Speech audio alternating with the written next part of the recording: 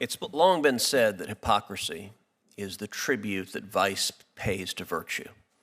I have to admit I'm enjoying listening to my Democrat colleagues suddenly discover the virtues of the rule of law after 4 years where they brazenly supported the most lawless Department of Justice and the most politically weaponized Department of Justice our nation has ever seen.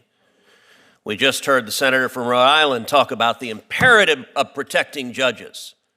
And yet not a single Democrat senator cared about the violent protesters that showed up outside Supreme Court justices' homes, including, I might note, female justices like Justice Amy Coney Barrett, threatening their family, and Joe Biden's attorney general didn't do a damn thing and refused to enforce the law to protect those judges. Why?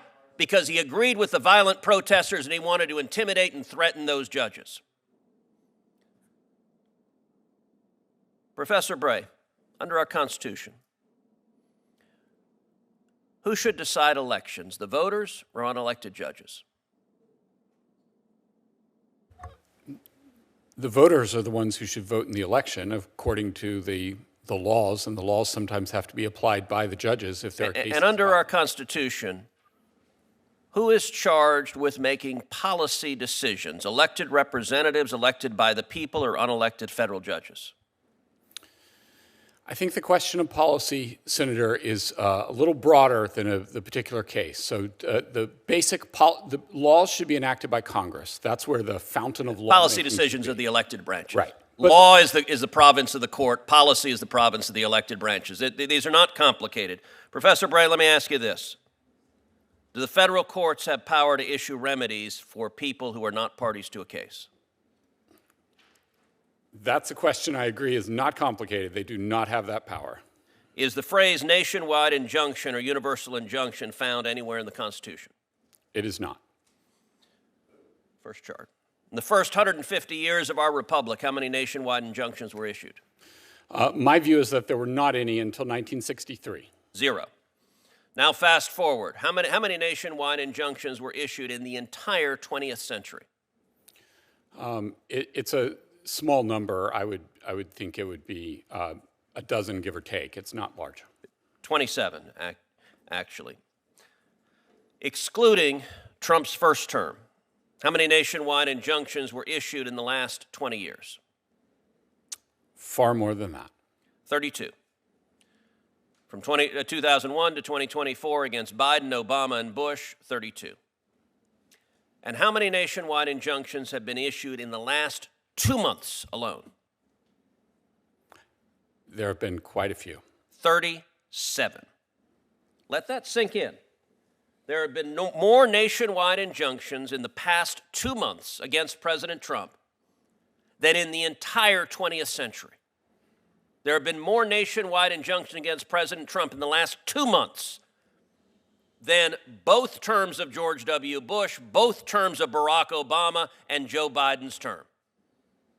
We saw during the Biden presidency lawfare, indicting President Trump 4 times, using the machinery of justice to attack him, and that was an attack on democracy, because Democrats today hate democracy.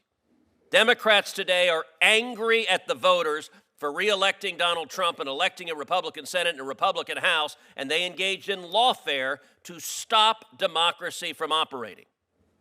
Understand, this is the second phase of lawfare, second chart. This is the second phase of lawfare. Now that their efforts to indict President Trump and stop the voters from re-electing him have failed, they're going and seeking out individual radical judges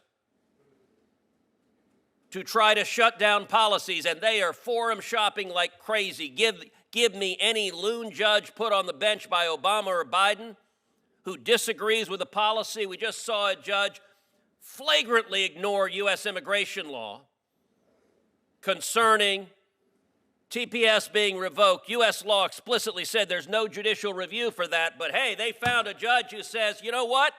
We, the Democrat Party, we are the party of illegal aliens. We are the party of murderers and rapists and gang members, and the Democrat Party exists here to fight to keep murderers and rapists and gang members in your communities. There's a reason the Democrat Party is at 26% approval nationwide. because they put radical policies ahead of rule of law. Nationwide injunctions are an abuse of power. It is the judiciary acting as policy deciders, and it is incumbent on this committee and this body to rein in the abuse of power from these unelected radical judges who are trying to overturn the election because they disagree with what the voters decided. Thank you, Senator Cruz. Senator Klobuchar. Okay, that was a lot. Let me start with a few things. Number one, we love the democracy, and I believe what we should be having is a civil debate about how we can best, if Donald Trump wants to make changes to the government, we should be doing it in a legal way, not how he's doing it. And the only reason there's all these injunctions, Senator Cruz, is because he's violating the Constitution. Why would Trump-appointed judges... Why don't you file them in red districts? Senator Cruz. Why?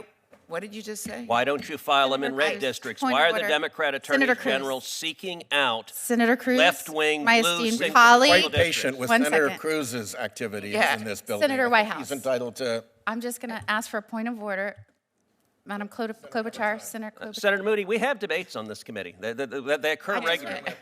Let's let her have her time, and then we'll get back to that. If you it want to is- wait, we'll get back to you, Senator Cruz. She's welcome to Senator answer the Klobuchar, question or go not. ahead. It's her choice. Go I'm ahead. so and I would excited encourage to you be to answer. following Senator Cruz once again. Excuse me? But I will say Excuse this, me? I didn't hear you. What did you say? to be following him. He and I have a I was long-standing- permitting you your time to continue. Oh, to be following him in order. and I Excuse have me. a Go ahead, Senator long-standing Klobuchar. debate during hearing. Go ahead, Senator That's what I'm Klobuchar. referring to. Go ahead. And I will take more than my time, since he's taken more than his time to yell at me. Go So ahead. what I I've will marked the say time. is that I'm not yelling. I asked a question.